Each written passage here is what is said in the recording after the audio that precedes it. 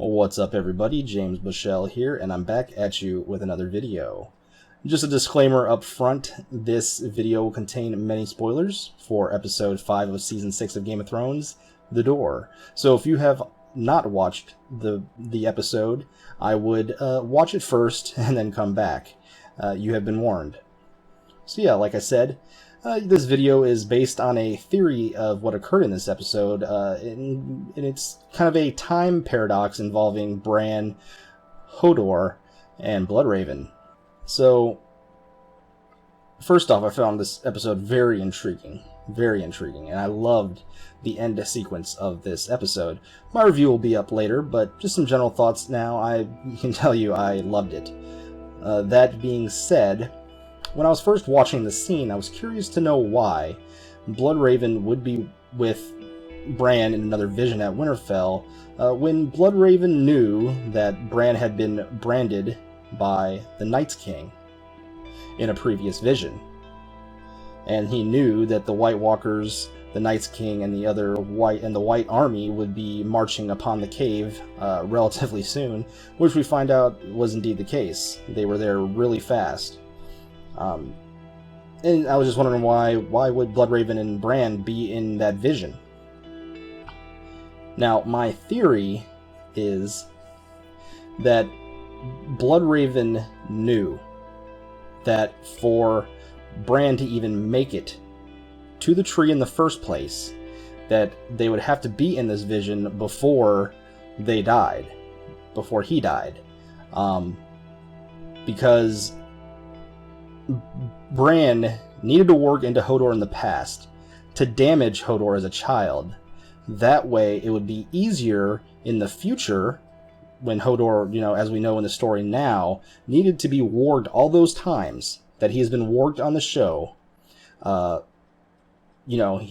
get them out of the situations they needed him to get out of, i.e. when he had to break Locke's neck, or when at the tower where Jon was at, and he needed to warg into Hodor to be quiet, and when he had to warg into Hodor right outside the tree to fend off against the Whites.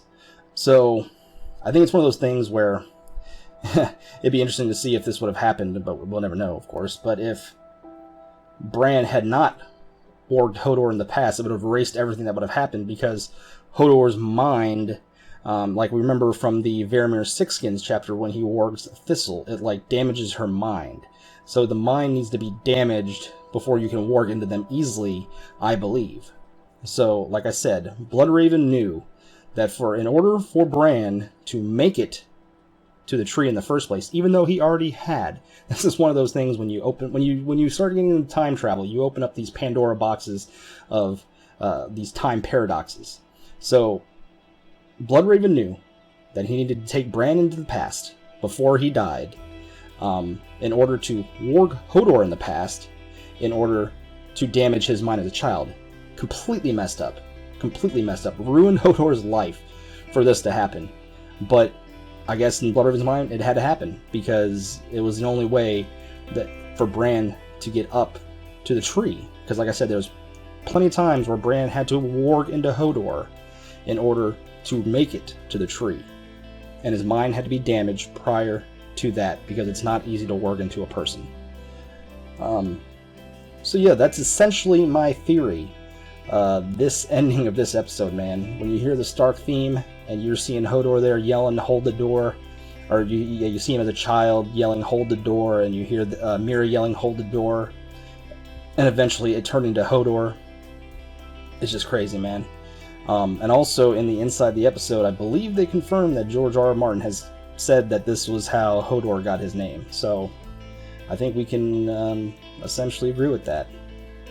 To me, hearing that Stark music and Hodor yelling, "Hold the door," it just sent chills up my body, man. And it was one of my favorite moments ever of Game of Thrones. Even though it was sad, really sad, but it was just an epic moment. And Hodor did his job. And rip Hodor. So yeah, guys, if you like how I do this video, give it a like, share it on social media, and subscribe. Until next time, adios.